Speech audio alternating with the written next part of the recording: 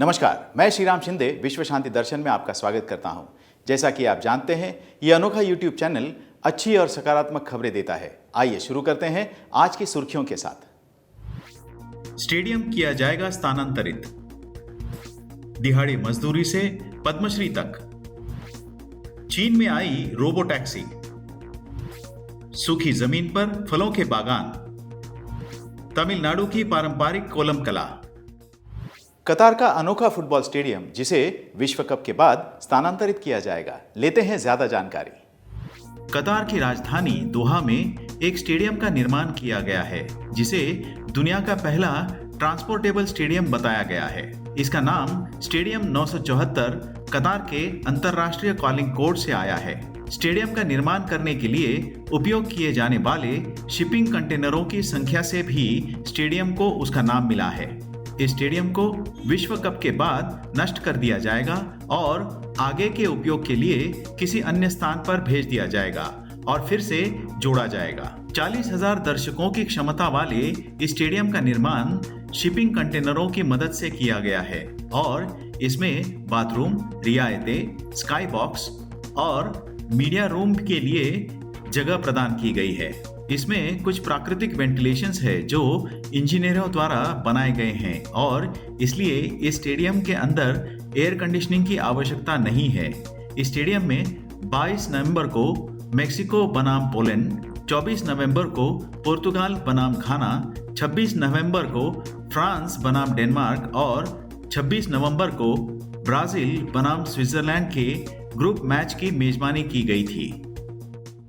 भूरी बाई ने एक दिहाड़ी मजदूर के संघर्ष से लेकर पद्मश्री पुरस्कार तक एक अविश्वसनीय यात्रा पूरी की है। आइए सुनते हैं। एक मजदूर के रूप में काम करते हुए भूरी बाई दिन में सिर्फ 6 रुपए कमाया करती थी।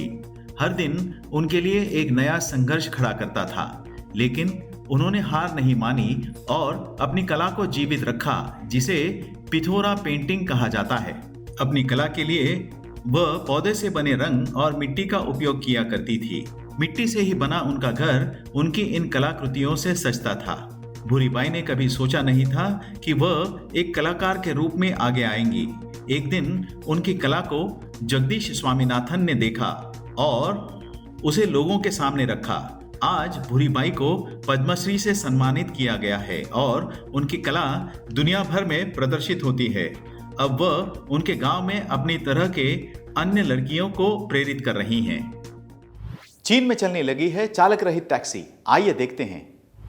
एक तरफ जहां सारी दुनिया चालक रहित वाहनों की बात कर रही है, ऐसे वाहन रोबो टैक्सी के रूप में चीन के रास्तों पर आ चुके हैं। कपोलकल्पित लगने वाली ये बात अब चीन में हकीकत बन चुकी है।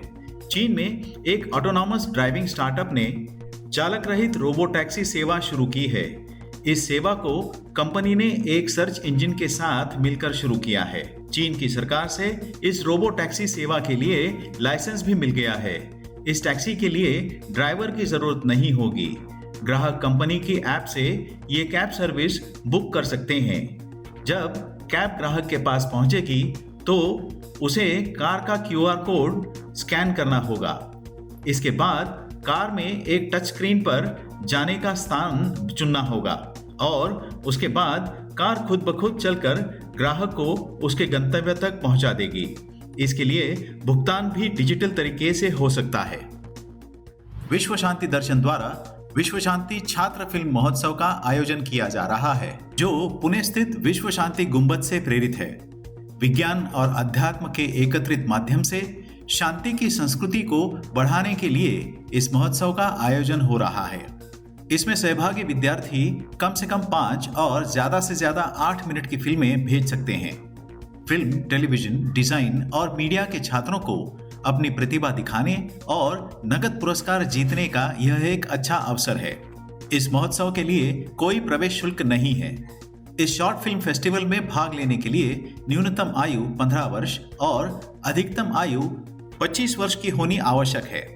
प्रविष्टियां प्राप्त करने की अंतिम तिथि 31 दिसंबर 2022 है। इस महोत्सव की अधिक जानकारी के लिए देखिए विश्व शांति दर्शन यूट्यूब चैनल। अपनी प्रविष्टियां यहां नीचे दिए गए ईमेल आईडी पर भेजिएगा। मनदीप वर्मा अपनी नौकरी से खुश नहीं थे। उनके करियर में अपेक्षा के अनुसार प्रगति नहीं हो रही थी, लेकिन आज वो सालाना 40 लाख रुपए कमा रहे हैं। कैसे, आइए जानते हैं। हिमालय पर्वत के तट पर शिली गांव में स्थित स्वात्विक फार्म 5 एकड़ का बाग है।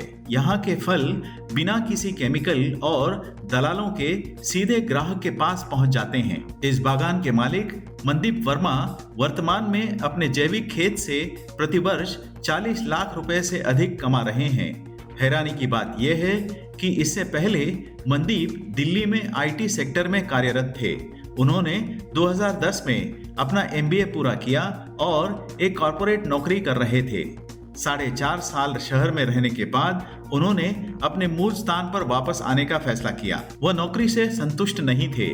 वो महसूस कर रहे थे कि उनका करियर अपेक्षा के अनुसार नहीं बढ़ रहा था।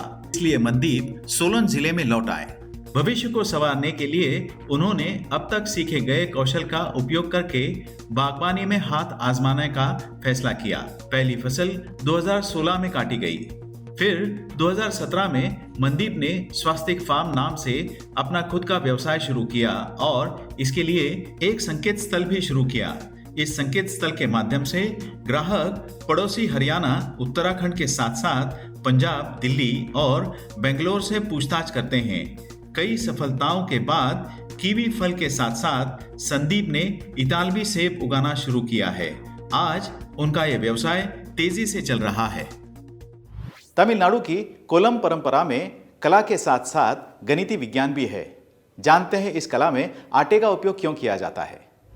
तमिलनाडु में कोलम एक पारंपरिक प्रथा है जो डिजाइन के मूल तत्वों, बिंदुओं और रेखाओं का उपयोग करके बनाए गए चित्रों से यहाँ की संस्कृति को परिभाषित करती है। कोलम की कला सिंधु घाटी सभ्यता जितनी पुरानी है और महाभारत काल से चली आ रही है। ऐसा कहा जाता है कि गोपियों ने अपने प्रिय भगवान कृष्ण से दूर होने पर अपने दुखों को दूर करने के लिए इसे चित्रित किया था। कोलम कला चावल के आटे से बनाई जाती है। चावल का ये आटा चींटियों, कीड़ों और पक्षियों के लिए भोजन के रूप में कार्य करता है। इसके अलावा कोलम लगाते समय झुककर और लकीरें खींचकर व्यक्ति के शरीर का व्यायाम हो जाता है और वातावरण में ओजोन को अवशोषित करता है, जो रात में प्रचुर मात्रा में होता है। एक कोलम बनाने में गणितीय कौशल के 6 तत्व शामिल होते हैं: गिनना, पहचानना, मापना, डिजाइन करना, प्रयोग करना और समझाना। एक उत्तम कोलम बनाने के लिए सुंदर ज्यामितीय आकृतियों को बनाते समय बिंदु, कोण, चाप और रेखाओं की गिनती बराबर रखने की आवश्यकता होती है। इतिहास या कहानी जो भी हो, कला जो एक पीढ़ी से दूसरी पीढ़ी तक पहुंचती है, केवल अभ्यास के साथ ही आती है। अंगूठे और तर्जनी के बीच आटे को लगातार गिराना एक कला है जो रचनात्मकता की परीक्षा है। भारत ने कुछ दिन पहले मतलब 4 सितंबर को नौसेना दिवस मनाया। क्यों मनाया जाता है ये दिवस, क्या हुआ था इस दिन, आइए जानते हैं जाते जाते। 1971 में भारत पाकिस्तान युद्ध जीतने वाली भारतीय नौसेना की ताकत और वीरता को याद करने के लिए हर साल 4 दिसंबर को भारतीय नौसेना दिवस मनाया जाता है। 4 दिसंबर 1971 को ऑपरेशन ट्राइडेंट के तहत भारतीय नौसेना ने पाकिस्तान के कराची नौसैनिक अड्डे पर हमला कर दिया था। इस ऑपरेशन की सफलता की याद में ही हर साल 4 दिसंबर को नेवी डे या नौसेना दिवस मनाया जाता है। उम्मीद है कि यह संस्करण आपको पसंद आया होगा। अगर हाँ, तो इसे सब्सक्राइब जरूर कीजिएगा और देखते रहिए विश्व शांति दर्शन। धन्यवाद।